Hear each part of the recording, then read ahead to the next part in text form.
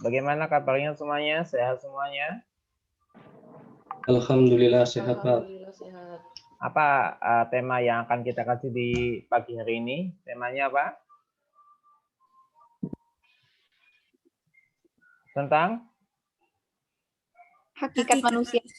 tentang Hakikat manusia manusia dalam pandangan Islam. menurut pandangan Islam. Alhamdulillah saya memberikan apresiasi untuk kelompok 1 yang sudah menyelesaikan rekaman videonya, ya, bagus sekali untuk kelompok 1 ya.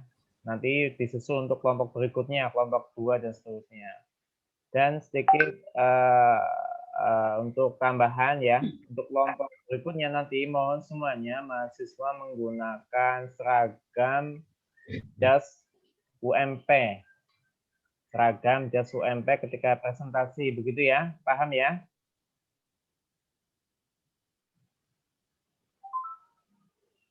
Paham semuanya? Halo? Paham. Ya, baik. Tadi sudah ada beberapa pertanyaan dari kelompok untuk kelompok 1 terkait dengan pandang Islam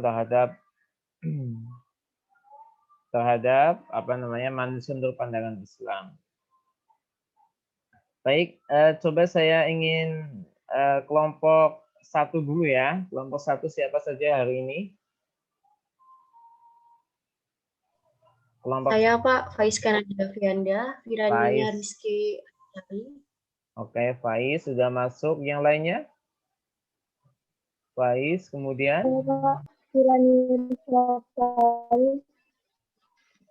Firania. Oke, Firania. Bentar, saya tulis dulu biar nggak lupa namanya. Firania, kemudian siapa lagi tadi? Saya Pak Jose Nur Majid. Jose no, ya Jose ya.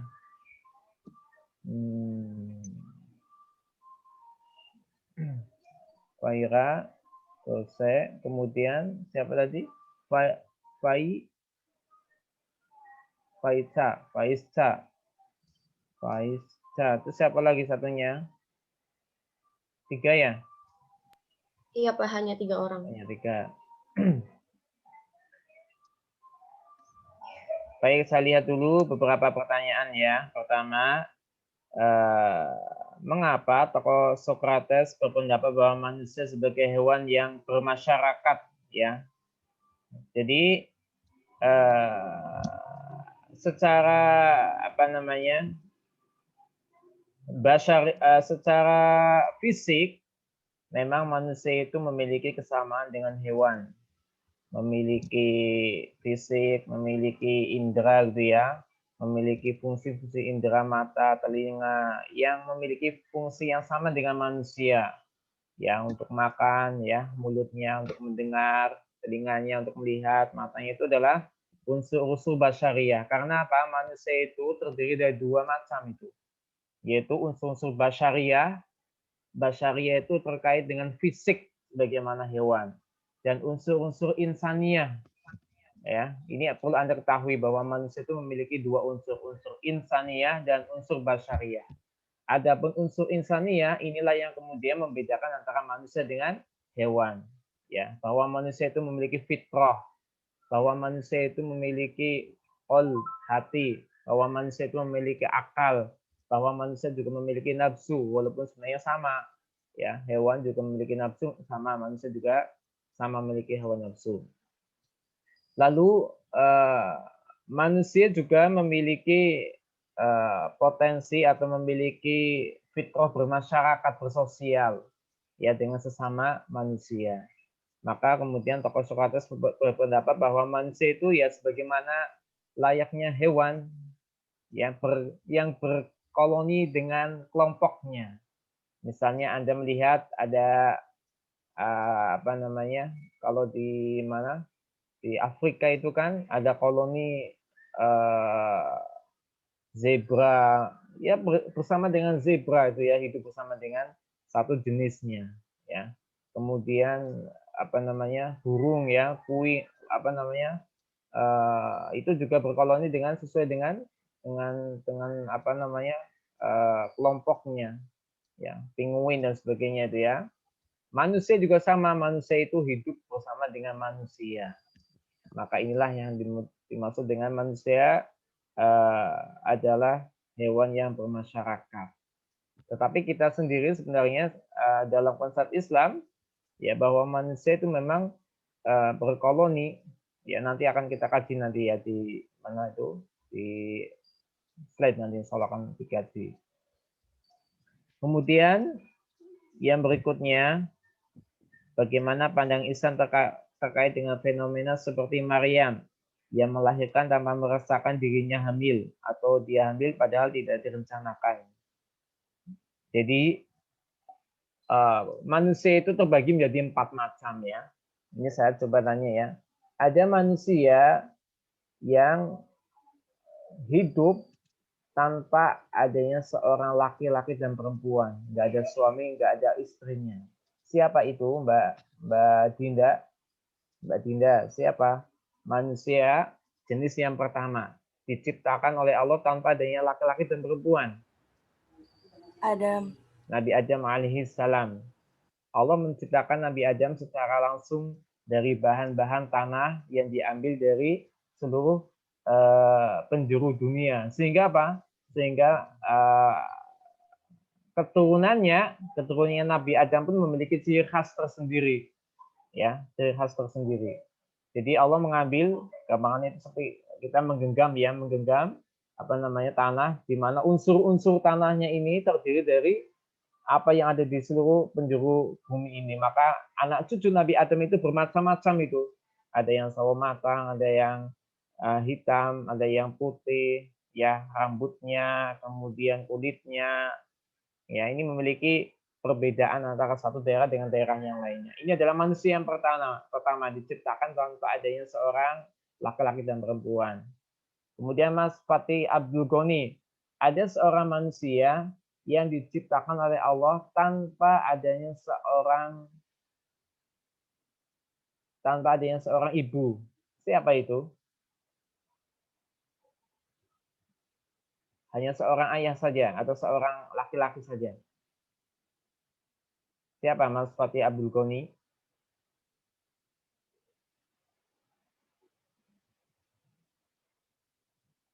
Ini jenis manusia yang kedua. Ada yang tahu siapa mereka? Siapa dia? Hawa, Tidak, Pak. Pak. Hawa. Ya, betul sekali ya Mbak Salsabila. Allah menciptakan manusia jenis yang kedua yaitu Siti Hawa. Allah berfirman, A'udzubillahi minasyaitonirrajim di dalam surat An-Nisa ya ayat 1. Ya ayyuhan nasu taqullaha. Apa ini? Saya baca dulu ya. An-Nisa ayat pertama.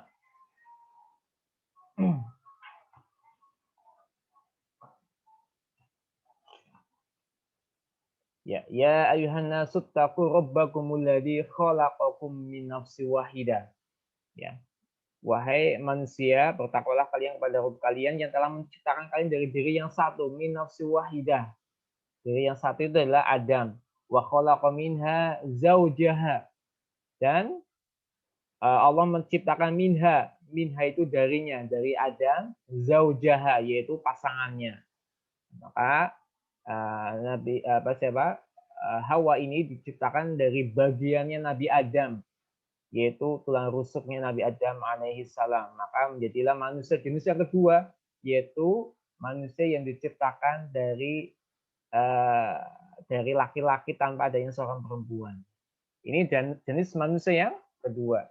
Kemudian jenis manusia yang ketiga, Allah menciptakan manusia tanpa ada seorang ayah. Siapa itu Mbak Faiza? Nabi Isa alaihi salam, Pak. Nabi Isa alaihi salam. Betul sekali bahwa Nabi Isa alaihi salam ini adalah Nabi Allah Subhanahu wa taala yang diciptakan tanpa adanya seorang ayah. Tapi Allah Subhanahu wa taala yang berkehendak dengan kun fayakun, ya, meniupkan ruh ke dalam rahim Siti Maryam, maka kemudian menjadi hamilah Siti Maryam. Ya, padahal Maryam itu nggak pernah disentuh sama sekali oleh laki-laki. Maka kemudian malaikat datang, ya, memberikan kabar kepada Maryam bahwa dirinya akan hamil. Maka kaget, begitu luar biasa kagetnya. Padahal saya itu nggak pernah sama sekali disentuh oleh laki-laki, mana mungkin saya bisa hamil. Itulah kekuasaan Allah Subhanahu wa taala yang mampu berkehendak, ya, segala sesuatu kepada makhluknya, termasuk pada Maryam untuk bisa hamil tanpa adanya seorang ayah. Ya. Lalu kemudian Allah menciptakan jenis manusia yang keempat, yaitu manusia yang diciptakan melalui perantara adanya laki-laki dan perempuan. Maka kitalah semuanya termasuk jenis manusia yang keempat. Ya, tidak mungkin kita lahir tanpa adanya seorang ayah dan ibu atau laki-laki dan perempuan. Ya, maka lahirnya Nabi Isa alaihissalam itu adalah sebagai bukti bahwa Allah Subhanahu wa taala itu berkuasa menciptakan manusia tanpa adanya seorang ayah. Ya, ini sebagai petunjuk, ya, petunjuk bahwa Allah itu Maha Kuasa atas segala sesuatu. Maka ini kemudian diabadikan oleh Allah Subhanahu wa taala di dalam Al-Qur'an tentang penciptaan Nabi Isa alaihissalam. Ya, silakan Anda lihat di dalam Al-Qur'an, ya, tentang bagaimana proses penciptaan siapa tadi? Nabi Isa alaihissalam. Ya. Begitu ya untuk pertanyaan yang kedua. Kemudian berikutnya apa lagi?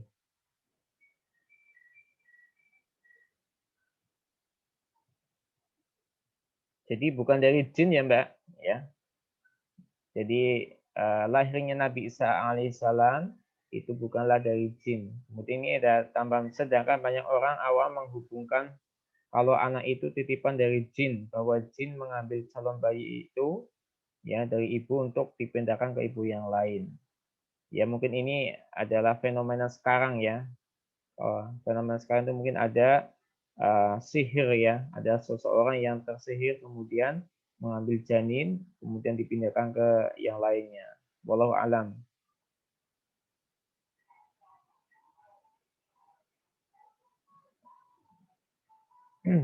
Kemudian berikutnya, manusia memiliki potensi lebih sedikit daripada kelemahan-kelemahan yang dimiliki oleh manusia. Ya. Inilah kemudian Allah Subhanahu wa taala membekali manusia itu berbagai macam potensi atau menjalin kehidupannya. Ya, dibandingkan dengan kelemahan-kelemahan, maka kelebihan manusia itu sebenarnya banyak sekali. Ya. Karena Allah ingin memuliakan manusia gitu ya. Maka Allah kemudian memberikan berbagai macam kelebihan, ya, mulai dari akalnya, tangannya digunakan untuk berbagai macam, ya.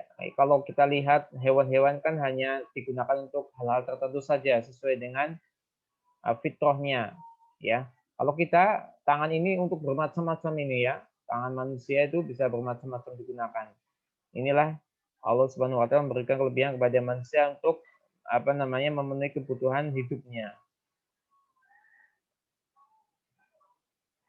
Ya, tadi dijawab oleh kelompok 1, ya, terkait dengan bagaimana agar kita itu tidak berkeluh kesah. Ini ya ada dalam surat Al-Infitar itu ya. Kemudian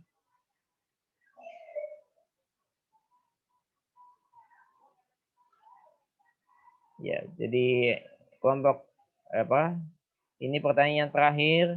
Jadi manusia itu merupakan keturunan Nabi Adam, ya, bukan dari evolusi makhluk lain. Yang dimaksud dengan evolusi makhluknya adalah kera, ya, tadi sudah dijawab oleh kelompok 1. Silakan kalau ada yang mau ditanyakan lagi terkait dengan hakikat manusia menurut pandangan Islam. Ada yang mau ditanyakan lagi? Halo? Tidak ada? Baik, kalau tidak ada, sedikit saya jelaskan, ya. Mohon diperhatikan, ini juga insya Allah bisa menjawab beberapa pertanyaan yang tadi diajukan oleh Anda semuanya. Saya share dulu.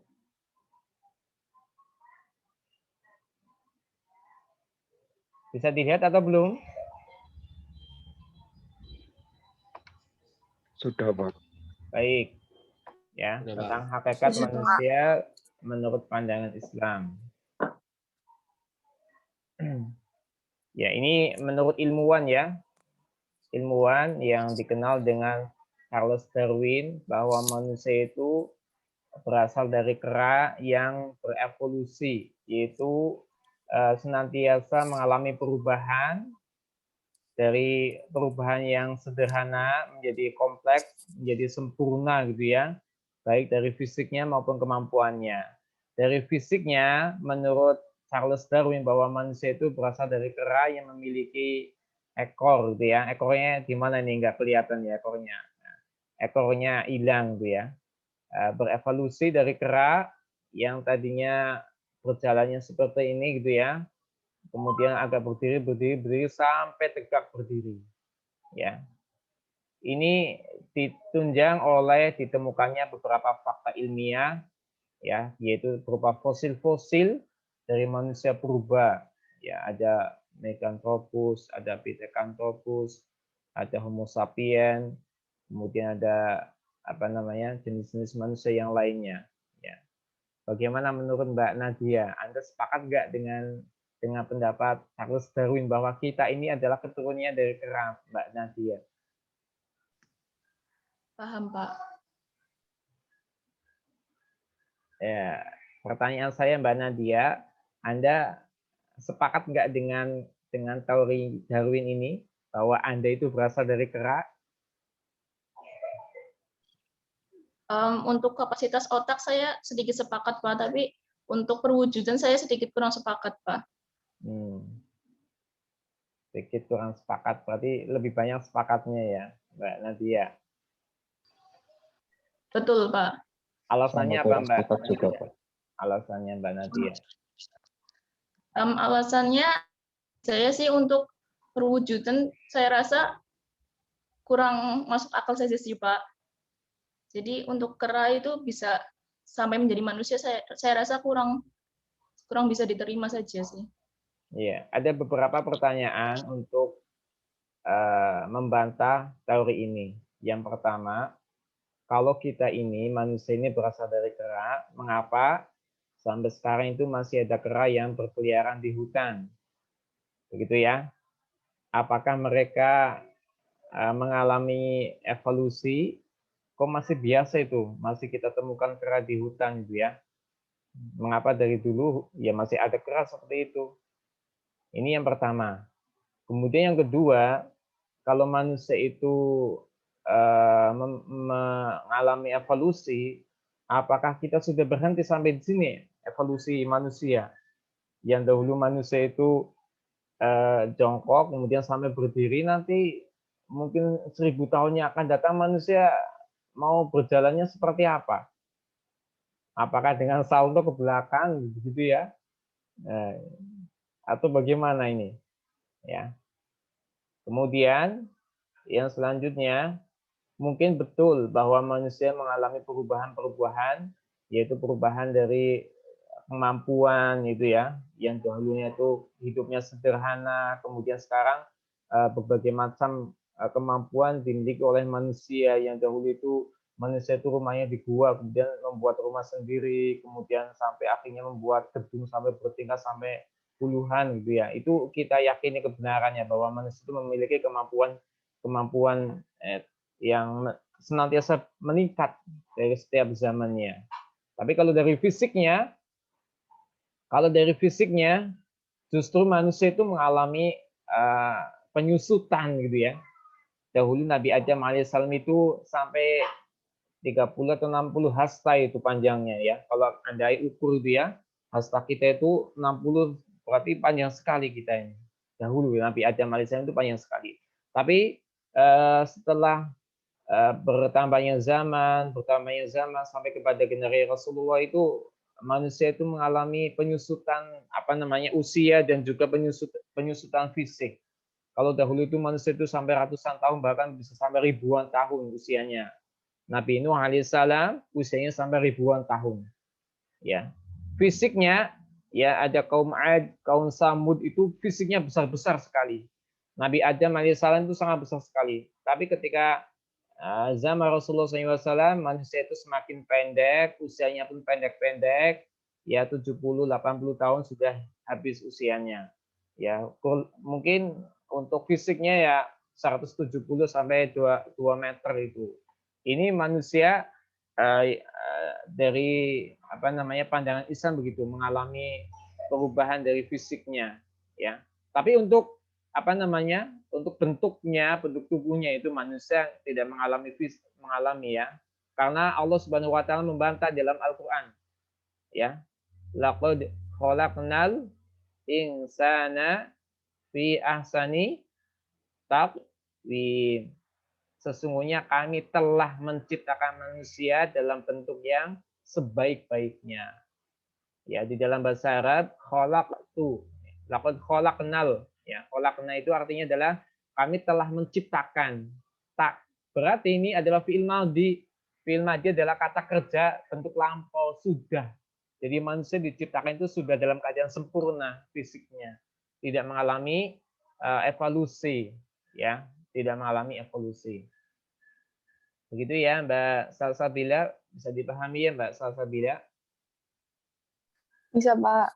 Ya, jadi kalau kita membahas tentang manusia, sebenarnya kita sedang membahas diri kita sendiri, ya, membahas tentang diri kita sendiri. Jadi sudah berabad-abad yang lalu manusia itu sudah memikirkan tentang asal usul dirinya, ya, keberadaannya, penciptaannya, potensi yang dimilikinya, kelemahannya, siapa nenek moyangnya, manusia yang pertama, dan juga asal usul tujuan keberadaan hidupnya di bumi ini. Maka ini Islam datang ya melalui apa? Al-Qur'an itu ya. Melalui Al-Qur'an Allah Subhanahu wa taala memberikan petunjuk pada kita manusia ya untuk mengetahui jalan hidupnya, apa tujuan hidupnya, apa fungsi hidupnya. Ya. Maka ketika manusia itu tidak berpedoman kepada Al-Qur'an atau berpedoman kepada Rasulullah SAW terhadap agama, maka banyak manusia yang tersesat.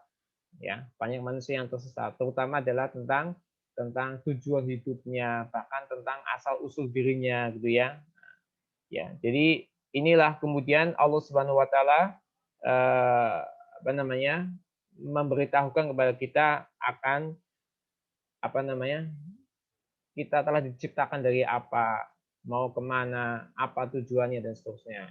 Ya, ini adalah sebagai ungkapan Allah Subhanahu wa taala kepada hamba-hambanya supaya manusia itu kembali ke jalan yang benar, ya.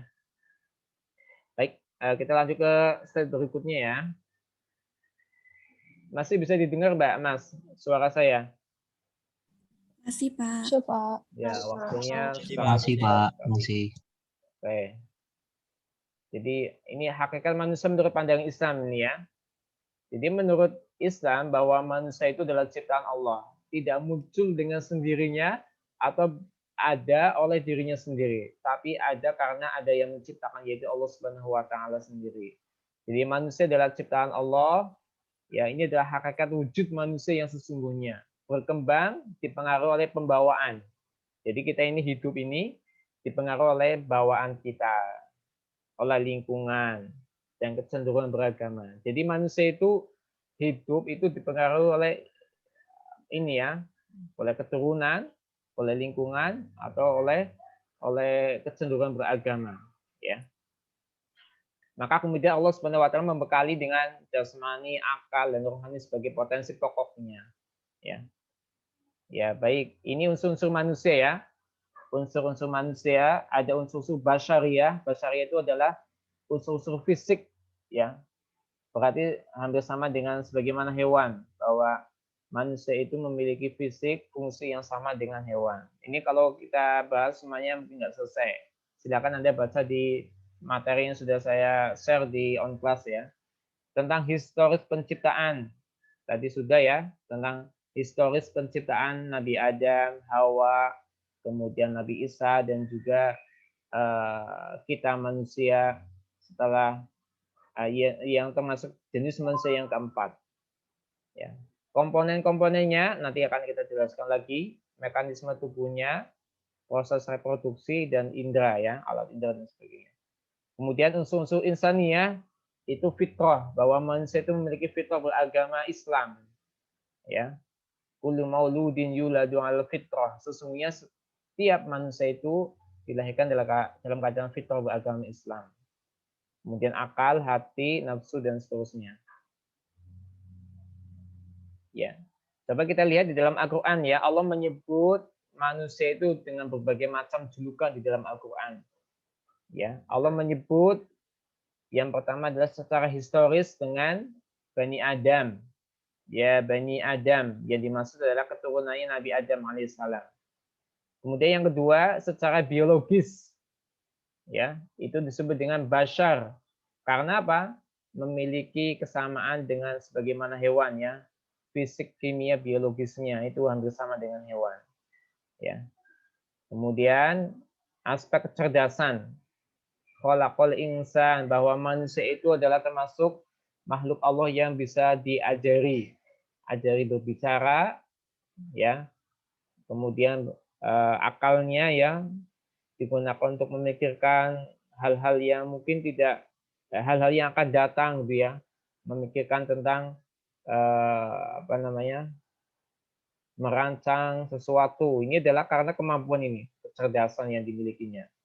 Kemudian aspek sosial, bahwa di dalam Al-Quran menyebutkan dengan kata-kata an-nas, ya ayyuhan nas. Ini menunjukkan bahwa manusia adalah makhluk sosial yang apa? Yang berkumpul dengan sesamanya, yaitu dengan sesama manusia. Kemudian aspek posisinya, bahwa manusia ini adalah sebagai hamba Allah. Ya, hamba Allah. Jadi ini asal-usul kejadian manusia ya. Jadi yang pertama adalah proses penciptaan Adam. Ya, bahwa sesungguhnya Allah menciptakan Adam alaihissalam dari segenggam tanah yang diambil dari seluruh bagian bumi. Maka anak cucu Adam pun seperti itu. Sebagian ada yang baik, ada yang buruk, ada yang muda, yang lembut dan kasar dan sebagainya. Kemudian Allah menciptakan manusia yang kedua yaitu Hawa. Tadi sudah ya, jenis manusia yang kedua. Kemudian ini dalilnya. Kemudian yang ketiga adalah Allah menciptakan Nabi Isa alaihi salam. Ya. Kemudian ini adalah jenis manusia yang berikutnya yaitu yang keempat kita semuanya. Ya, ini Allah menciptakan proses diciptakannya manusia 14 abad yang lalu. Ya, dibuktikan dengan sekarang ini. Ya. Walaqad khalaqnal insana min sulalatin min tin. Sesungguhnya kami telah menciptakan manusia dari saripati tanah. Kemudian kami jadikan air mani itu tersimpan di mana ini? Di rahim yang kokoh. Kemudian kami menjadikan air mani itu segumpal darah. Kemudian segumpal darah itu kami jadikan segumpal daging. Kemudian segumpal daging itu kami jadikan tulang belulang. Kemudian tulang belulang itu kami jadikan dibungkus dengan apa ini? Dengan daging. Maka menjadilah makhluk yang berbentuk lain yaitu manusia. Maka Maha Suci Allah pencipta yang paling baik. Ya, ini tadi sudah ya tentang unsur-unsur pembentuk manusia. Ya, jadi manusia itu dari tanah gemuk, yaitu tanah lumpur gitu ya, dan seterusnya. Tadi sudah dijelaskan oleh kelompok 1 insya Allah. Ini potensinya manusia bisa meraih ilmu, berpotensi memikul amanah, ya, memiliki kreatif yang tinggi, disiplin, ya, dan manusia berpotensi bertanggung jawab dan berpotensi menjaga moralitas yang tinggi. Ya, ini sifat manusia lemah, gampang terpedaya, lalai, penakut, bersedih hati, tergesa-gesa, ya, suka membantah, berlebih-lebihan, pelupa, berkeluh kesah, kikir, kufur nikmat, zalim dan bodoh, menuruti prasangkanya, angan-angan. Ya, ini kelebihan manusia ya.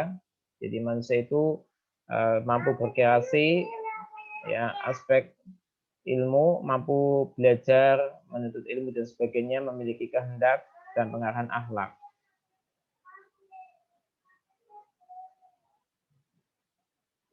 Begitu ya? Sudah bisa dipahami semuanya? Halo? Bisa, Pak. Ya, Pak. Ya, Ada, Pak. waktu kita sudah hampir habis, jadi saya cukupkan sampai di sini ya. Jadi kesimpulannya apa? Pertama, bahwa kita manusia ini adalah makhluk Allah Subhanahu wa taala yang diciptakan asalnya dari Adam alaihissalam. Kemudian Allah Subhanahu wa taala menciptakan makhluk berikutnya yaitu Hawa, Nabi Isa dan kita. Ya, kita adalah termasuk keturunan Nabi Adam alaihissalam. Lalu bagaimana dengan teori Darwin? Ya, kita sebagai seorang muslim ya boleh mempelajarinya hanya sekedar sebagai wawasan. Tapi asal usul kita harus meyakini bahwa kita ini berasal dari Nabi Adam alaihissalam, bukan dari kera. Bukan dari kera. Ya. Karena banyak ilmuwan yang membantah tentang teori Darwin tersebut. Kemudian yang kedua, bahwa kita ini diciptakan oleh Allah Subhanahu wa taala itu bukan sia-sia, ada tujuan misi yang mulia, bukan hanya sekedar diciptakan silakan hidup semaunya, tapi ada aturan yang nanti akan dipertanggungjawabkan oleh Allah Subhanahu wa taala. Maka hendaklah kita sebagai manusia ya harus mengetahui tentang hakikat hidupnya, ya, tentang hakikat hidupnya, misi tujuan hidupnya dan sebagainya. Begitu ya.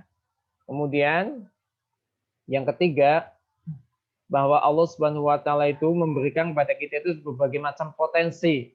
Maka hendaklah kita itu memaksimalkan potensi-potensi yang dimilikinya. Kalau kita ini adalah manusia yang berakal, mampu untuk belajar, mampu untuk meningkatkan potensinya, mampu untuk menuntut ilmu, ya, dan juga berkehendak. Ya, boleh memilih antara yang A atau yang B, ya. Tapi masing-masing ada konsekuensinya. Kalau kita memilih yang baik, maka ada konsekuensi kebaikannya. Kalau kita memilih yang buruk, ada potensi keburukannya. Inna hadainahu sabila imma syakira wa imma kafura. Sesungguhnya kami telah menunjukinya jalan yang lurus, ada yang bersyukur, ada pula yang kafir. Ya. Fa'alhamaha fujuraha wa taqwaha. Ya. Allah mengilhamkan kepada manusia itu dua jalan yang baik, jalan yang buruk. Mau milih yang mana? Diberikan kebebasan, tapi kebebasan yang nanti akan dimintai pertanggungjawaban. Bukan bebas, kemudian kita akan mendapatkan keberuntungan kalau kita melakukan keburukan. Ya, bukan seperti itu ya. Jadi itu adalah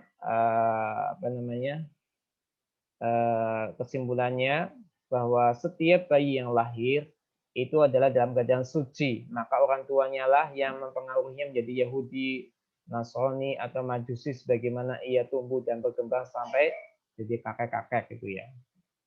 Begitu ya. Ada pertanyaan sebelum saya tutup?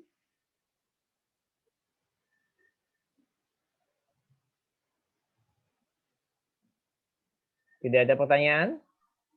Belum ada, Pak. Ya, Belum ada, Pak. mudah-mudahan bisa dipahami ya oleh Anda semuanya, karena waktunya sudah habis, jadi saya akhiri untuk pertemuan kali ini. Ya, silakan untuk kelompok 1 kelompok 1 berarti menuliskan pertanyaan tadi, kemudian dikumpulkan ke PC kelasnya. Pertanyaan-pertanyaannya kemudian dijawab ya. Silakan, saya sudah memberikan formnya tadi ke PC kelasnya.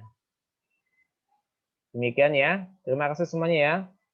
Jazakumullah khairan katsiran. Subhanakallahumma rabbana wa bihamdika asyhadu an la ilaha illa anta astaghfiruka wa atubu ilaik. Wassalamualaikum warahmatullahi wabarakatuh. Waalaikumsalam warahmatullahi wabarakatuh. Terima kasih, Pak. Assalamualaikum warahmatullahi wabarakatuh. Terima kasih, Pak. Baik. Terima kasih, Pak. Saya izin dulu ya. Assalamualaikum warahmatullahi wabarakatuh.